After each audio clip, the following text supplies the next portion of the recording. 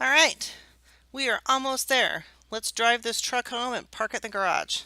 Let's wrap this up. Intussusception. Again, it's like a lot of GI defects. This defect occurs in boys more than girls. Typically occurs in children ages 3 months to 3 years of age. So these are the little guys. These kids are little. Seems to be preceded by a viral illness such as gastroenteritis. Basically, one portion of the intestine prolapses and then telescopes kind of back into itself. I put some pictures in there to show you. Results in, obviously if we do this, obstructed blood flow, ischemia and tissue necrosis, and then the part of the bowel that's having the ischemia and the necrosis, it's going to eventually hemorrhage and perforate if it's left untreated. When it telescopes back onto itself, it causes inflammation, edema, and decreased blood flow, which of course is what leads to the tissue necrosis and the loss of the intestine. The most common site for this is around the ileocecal valve, where the ileum invaginates into the cecum and then further into the colon. It's a really awful word. I'm just going to throw that out there. Invaginates. Ugh. I hate that word. All right, so what are our clinical signs and symptoms for this? Sudden acute abdominal pain, vomiting, stools that turn from brown to bloody. Yay! That like narrows it down a lot, right? Because that's like pretty much any other garden variety GI bug. Except, okay, the stools turning from brown to bloody is kind of a unique thing. Here's your cardinal sign for intussusception. Stools that resemble red currant jelly because of the mix of blood and mucus. That is unique. That is what we hang on to. That is our give me an obvious sign what is going on with this child. Red currant jelly stools, intussusception. That's what you need to associate. There is a classic triad of abdominal pain, abdominal mass, and bloody stools, but it's actually only present in less than 15% of children. Why do we even teach it, right? That's what your book says. That's what I say. You're more likely to see children come in screaming, drawing their knees to their chest, highly irritable. Ooh, I think I would say that screaming would be count as irritability.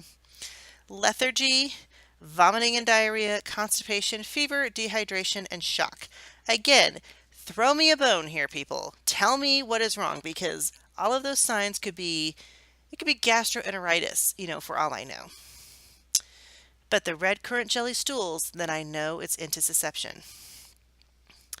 On examination, you can palpate a sausage-like mass in the upper right quadrant. The lower right quadrant is usually empty because that's the part of the intestine that has telescoped back onto itself. Now, the good news is this can be fixed with a barium/air enema in about 80% of cases. That's easy. We're not even going to do surgery. We're just going to give them an enema and it's going to pop it back out. That's amazing.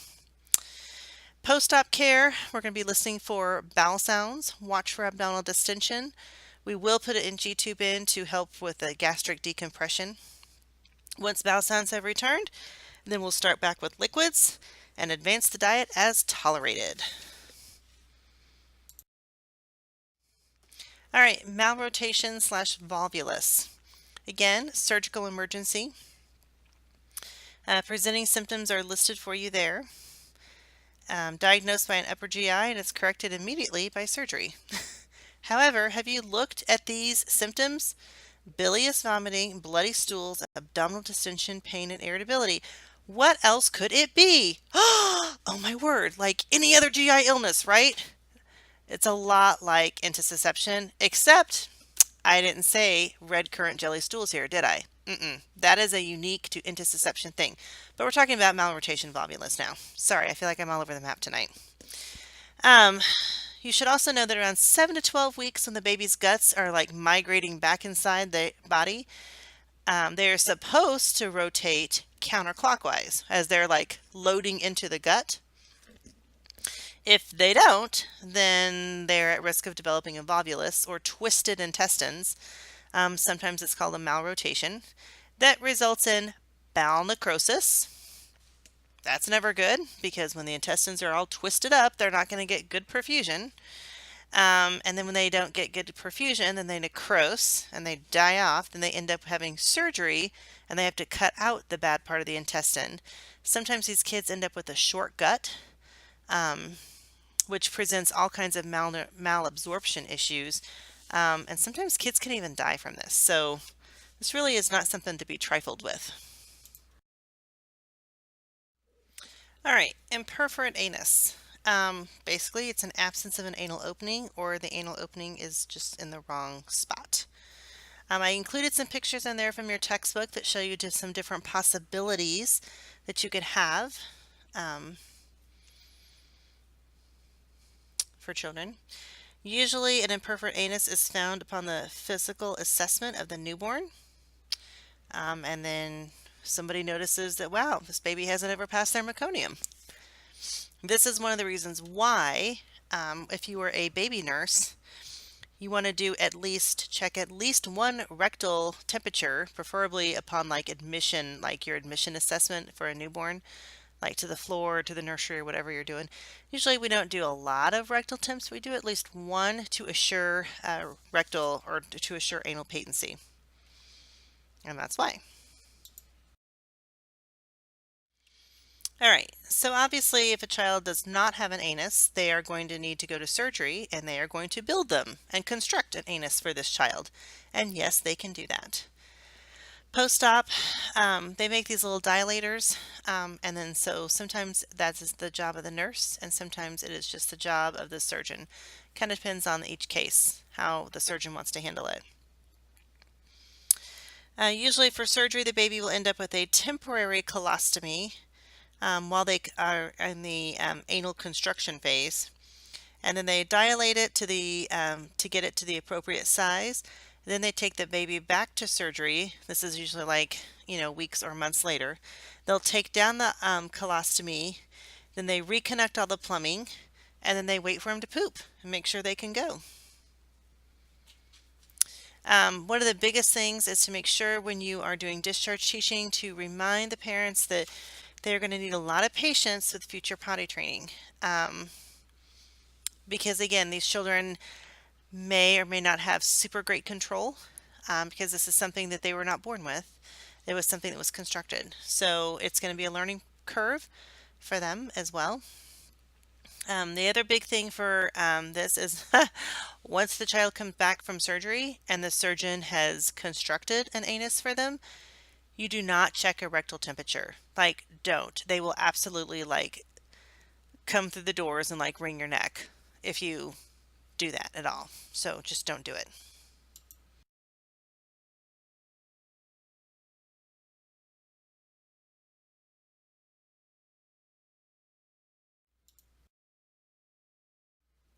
Okay, short gut syndrome.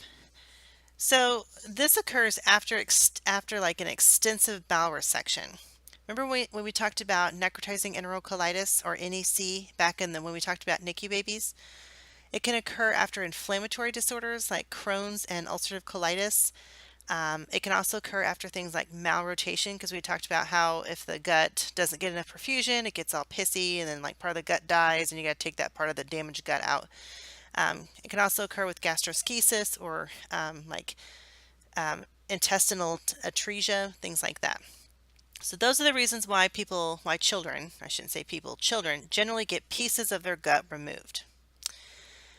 So with short gut syndrome, what happens is basically you don't have enough bowel left over to adequately absorb your nutrients before the quote food is already pushed out and dumped out of the ostomy. Initially, for the first 3 months post-op, it's normal for kids to have pretty watery stools, but that has to be monitored really closely for dumping. So dumping is when you put food in and then in 15 minutes, all that food is out in your ostomy bag. Now, did we absorb nutrients in that 15 minutes? Not a whole heck of a lot, did we? So it's really important for nurses to watch ostomy output And you have to watch it like before feeds, and then you have to watch it really closely after PO feeds. Obviously, short gut syndrome is going to impact the growth and the ability of the child to gain weight and sustain their life, because if they can't absorb nutrition, you're not going to live. That's just the cold, hard facts. Treatment is going to be TPN. If they try and PO feed the baby and the food, there's just there's not enough transit time, to get from point A to point B, from point A, the mouth, to point B, the ostomy. There's not enough transit time, for good nutrition, and the baby's going to do like what they call dumping syndrome. Then they'll take the baby off PO feeds and they'll put him on TPN just to give the gut time to grow, because the gut will grow. It does grow, it will lengthen, and so that's good news. The newest thing is our bowel transplants. We don't do them here in Springfield, but they do them in other states. So if a child is eligible for a bowel transplant, that's one possibility. Otherwise, these children are just going to have to stay on TPN. However, chronic long-term use of TPN, as you guys may or may not remember, doesn't come without damage. A, you have to have a PICC line or some sort of long-term central line in place to infuse it. And B, it really jacks up the liver, and it can cause, jaundice and liver damage too. So there's no good answer here. All right, poisonings absolutely affect children. When we think of poisoning, we always go straight to cleaning supplies. But plants can be poisonous, cosmetics and personal care products. We also have to think about kids, children who stay with grandma and grandpa, or just stay with other people. I mean, it's not necessarily grandma and grandpa, but people who don't have childproof caps on their medicine, or don't keep their medicine put up away from children. It's a very common tale for kids to come in and have gotten into, medication in the home.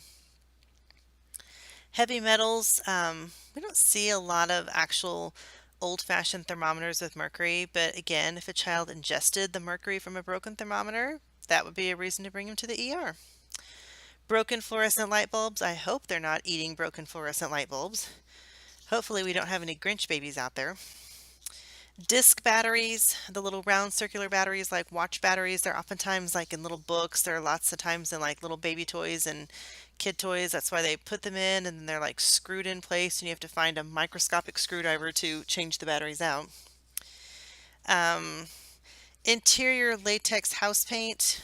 Gosh, it's so gross. Kids will eat literally anything.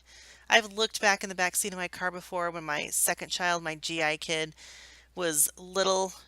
Like, he was little, but he had taken his shoe off and was literally licking the sole of his shoe, and I just about like had a heart attack driving right there on the road. You should also know that mercury is volatile at room temp and it can be inhaled, so that's another reason why you should stay away from mercury thermometers. Lead poisoning, again, not such a huge issue now because we don't have lead-based paint in houses anymore. And even if paint is made with lead, it's in very, very low levels. But there's a great table in your book for a comprehensive list and some comments on poisoning risks for kids. I put on your slide a picture of the Tide Pods because that's been a big thing in the news lately, is, little kids who look at the Tide Pods who think it looks like candy. I don't think it looks like candy at all, but apparently children do, and they keep eating them, and it's, poisonous to them. So one of the most important things to remember, because poisonings are really scary when you're the nurse taking care of the child, is to treat the child first, not the poison. Take vitals, secure the airway. You're going to initiate circulatory and respiratory support as needed. You're going to establish an IV. You're going to place an NG tube in for lavage. You're probably going to administer an activated charcoal slurry, which will absorb the toxin. You may want to add some soda to it to give it some flavor. You always, even in the ER, they do this. If a child comes in and has ingested a poison, you call the Poison Control Center. They are the experts. They will tell you exactly what you need to do. If you need to go to the ER, if you need to stay home and manage it, they're awesome. Sometimes, depending on the poison, the child will just have to drink more fluids to try and dilute the poison out. One of the biggest things when I was in nursing school, it was always Ipecac. Parents always need to have Ipecac at home to induce vomiting. Now we don't want people to puke up poison. We'd rather just give them charcoal and let the charcoal absorb the poison.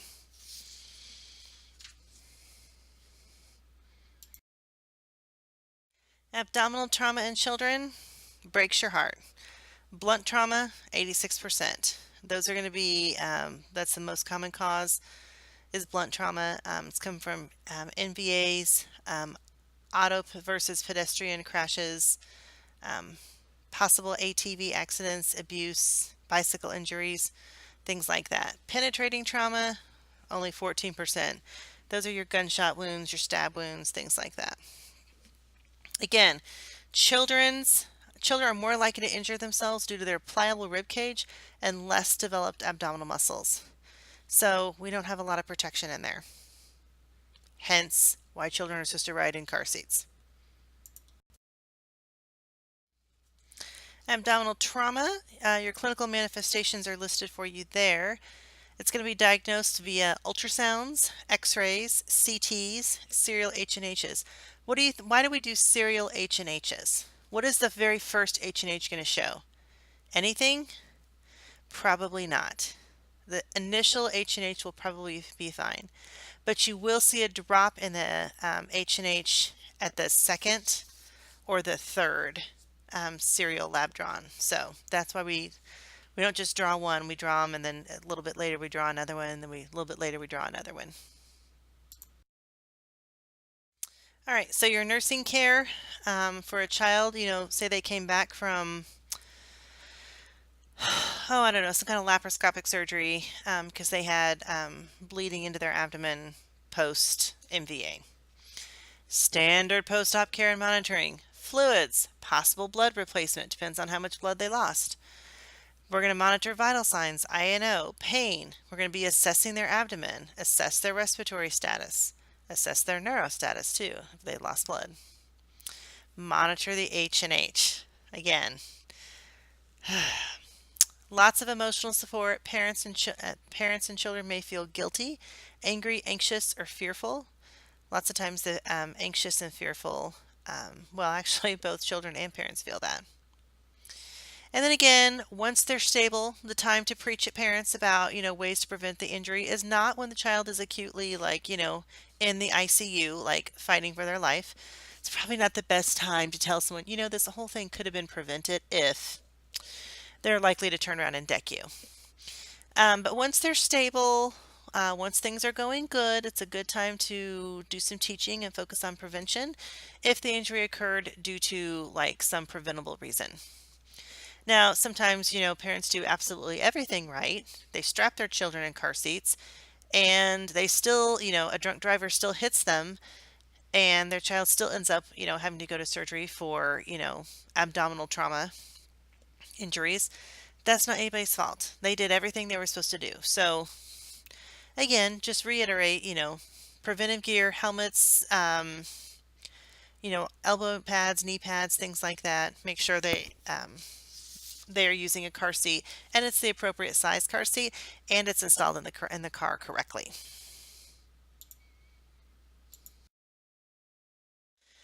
All right, last but not least are other GI issues.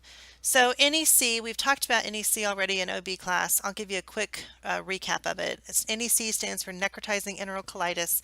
Affects babies, mostly preemies.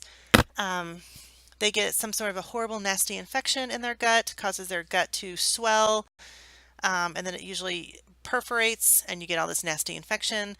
That part of the gut that explodes obviously has necrosed and died, so babies have to go to surgery. They splice out the bad part. If they can reconnect, they do. If they can't, which they usually cannot, they just pull up and they make a temporary ostomy and then allow everything in the gut to settle down and heal. And then they will go back and pull the ostomy down later. So that's NEC. But NEC can be fatal to babies too, so it is a big deal. Recurrent abdominal pain. This again is more common in school-age girls than boys. Finally, something that's more common in girls. Seems like everything in the GI chapter is more common in boys. It actually affects 12% of children. They usually complain of periumbilical pain on a regular basis. It cannot be attributed to a single cause. Seems to be stress related, so the only thing you can really do is to teach relaxation techniques and ways of coping with stress. Peptic ulcers, gastroenteritis, and constipation. Yes, all three of those things do affect children, but I feel like we already cover those pretty well in the GI chapter for adults. And I think it's in 220, whatever course it's in. I'm pretty sure it's in your 220 course. I will tell you, my second child, the kid with toddler's diarrhea that I talked about already, who has celiac, he had a peptic ulcer when he was 2 and crawled in our bed one morning and threw up a whole bunch of blood and blood clots. It was on the 5th of July. I will never forget it. And we scooped him up and took him into the ER that night. And the pediatric surgeon came in the next day, took him to surgery, and came out and said he had an ulcer. We had him tested for cancer, for H. pylori, for Zollinger-Ellison syndrome, and everything came back negative. So we still have no idea why he got an ulcer at the ripe old age of 2, but he did. His body was under stress over something, clearly. So he went on Prevacid for 3 months, and then we took him back to surgery, and they rechecked him, and the ulcer had healed, and so then we went back off of the Prevacid after that. He is the kid who later on we figured out had celiac, so that may be part of the reason why his whole GI system was just so stressed. Gastroenteritis is your garden variety GI bug that causes, vomiting and diarrhea. So the big nursing care there is monitor for dehydration and take care of it that way. Then we also have constipation. Again, how we treat constipation, kids can take milk and magnesia. They can go on Miralax. If kids who are backed up and you need to clean them out, there's a recipe for it's called Magic Mousse, and it calls for ice cream, pre-made like pudding, any flavor you like, and mineral oil. And you mix it all up and you put it in the freezer, and it turns out to be like a mousse-like consistency. But it's cold and kids will eat it up and it will unblock them. So it is a great way to unblock kids who are suffering from constipation. Biliary atresia. This happens when the extrahepatic duct or bile duct fails to develop and or is possibly closed. It leads to cholestasis, cirrhosis, end-stage liver disease, and death by age of 2. Jaundice is usually the first symptom, but that is like 2 to 3 weeks into it. Treatment is a liver transplant. So hopefully we don't see a lot of biliary atresia, but if we do, again, jaundice in children is not normal past like the first 5 to 7 days of life. So if children are jaundice, it's a red flag. We need to be doing some testing. Hepatitis A, again, transmitted the fecal-oral route. It comes from contaminated food and water, particularly shellfish. You can get outbreaks of this in daycare sometimes, so good hand washing is important. And we have a Hep A vaccine now, which I think all kids are scheduled to get if parents follow through and do it. And then last but not least, we have cirrhosis. In children, it occurs as a result of end-stage liver disease, usually from the biliary atresia that I just talked about, or from hepatitis. So, those are your basic GI illnesses that we're going to focus on for this pediatrics course. Thank you so much for listening.